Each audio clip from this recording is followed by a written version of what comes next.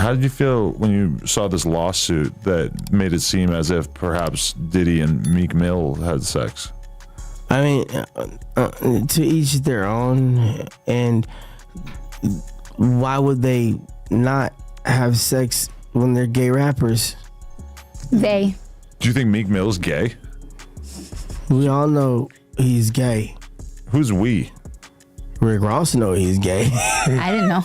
It's news to me. Everybody, Rick Ross knows. Soulja Boy just dropped the craziest bomb in this whole Diddy saga, and this time, it wasn't even aimed at Puff. Out of nowhere, he came for Meek Mill, loud and raw.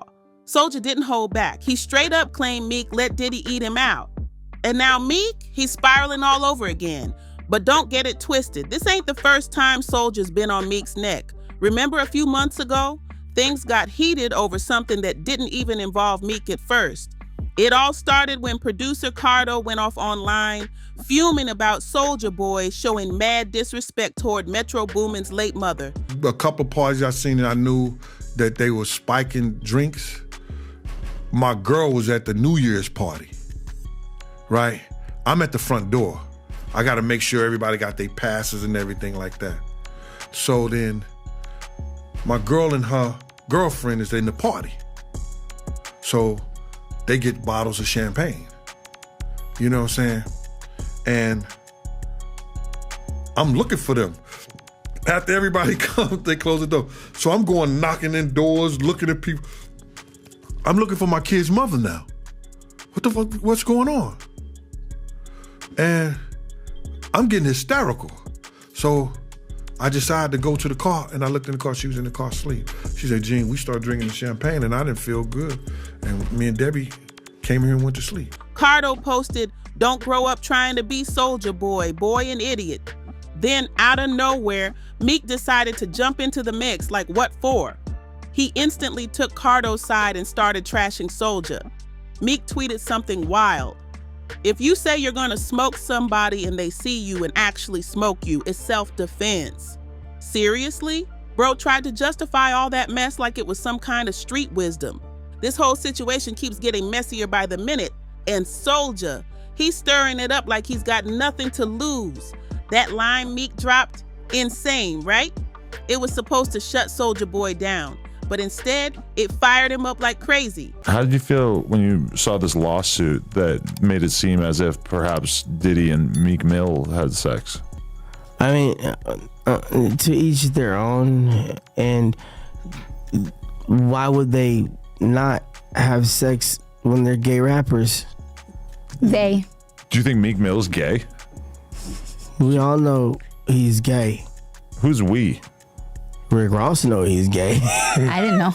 It's news to me. Everybody, Rick Ross knows. See, everyone knows Soulja ain't the type to take a jab and walk away.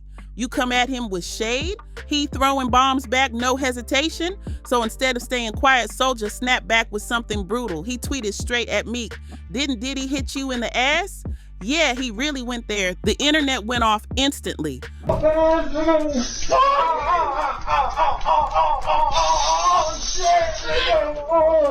The timeline lit up, and just like that, the digging began. Old videos, sketchy tweets, wild audio, everything folks had buried came crawling back to the surface. And now, with Diddy's courtroom chaos making headlines and rumors starting to sound more like facts, people are convinced Meek's sweating bullets right now.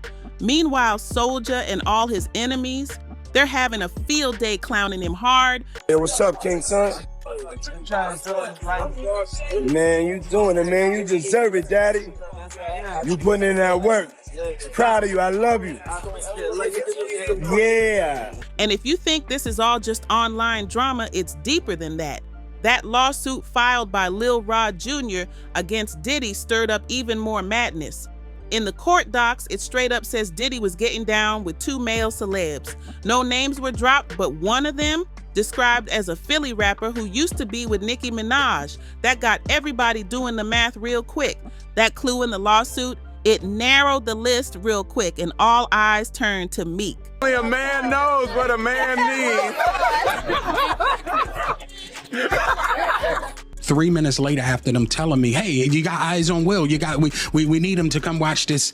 So I'm running all over the studio. He's not in his dressing room. I go to the cafeteria. I'm like, what? But I see his car there.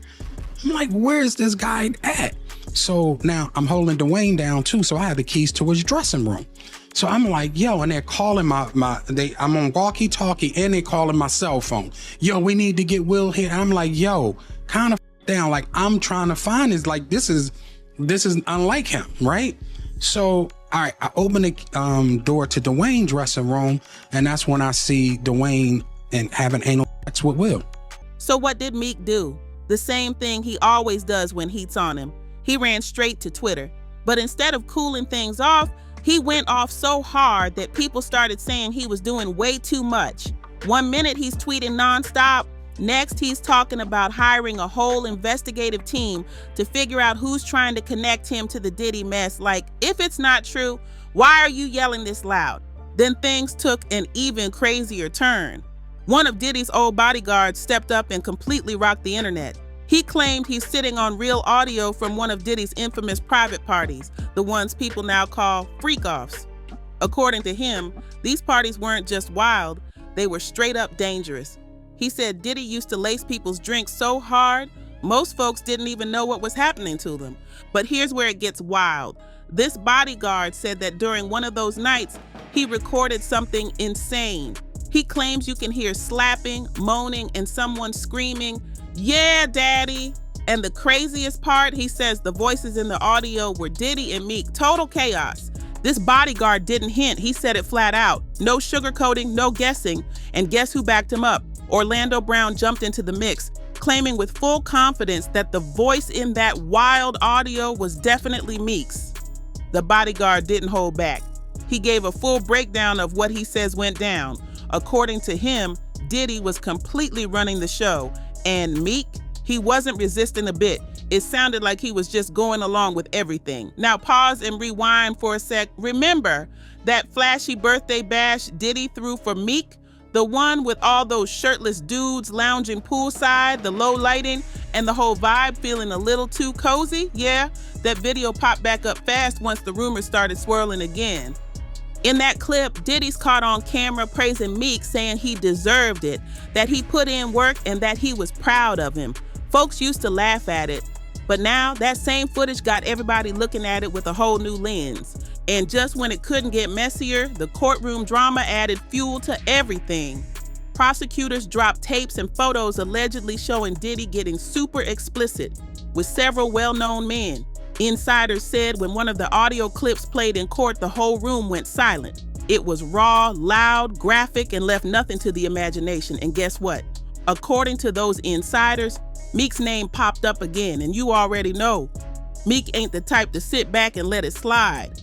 When folks start throwing dirt on Meek's name, he usually fires back quick, tweet after tweet, trying to shut the noise down, and this time was no different. One of his tweets read, "Just to put that on public record, the craziest thing I seen at a puff party is coke vibes, and that's going on at all these parties. I'm from North Philly. I had millions since I was 23. I don't even want to be addicted to weed. Not judging, but I see it different." Clearly, Meek's trying hard to separate himself from the mess. But here's the catch. None of that explains why he once tweeted something real suspicious involving Diddy. That line, "I hope they forgive me for what I did with Diddy." Yeah, that ain't aging well at all. What once sounded like a throwaway bar now has people wondering if it was low-key a confession. And just when things were starting to cool down a bit, Soulja Boy swooped right back in and flipped the switch. He wanted that smoke. This wasn't by accident. He knew exactly what buttons to press to stir the pot all over again. Now, the internet's buzzing and the streets, they're talking heavy. Those old rumors, they never really died. And now they're louder than ever. Now, when people started connecting the dots, things got even wilder. One user jumped in with a straight-up theory, saying it wasn't the bodyguard who leaked the audio at all. They claimed it was actually Nicki Minaj who recorded it. According to them, she'd been holding on to that audio for years, just waiting for the perfect moment to drop it. And to stay out of the spotlight, she allegedly paid that guy to pretend he was the one who leaked it. Why? because Meek used to treat her foul and this was her silent revenge move. Another commenter didn't hold back and just said, damn, Meek Mill is really fruity. The whole internet is in shock, laughing, confused, and digging deeper. One person posted, this is crazy. This funny. It's all coming out now. So what do you think about this wild twist? Drop your take in the comments. And if you're here for the real, raw, uncut updates, make sure to smash that like, hit subscribe, and brace yourself for the next bombshell coming your way.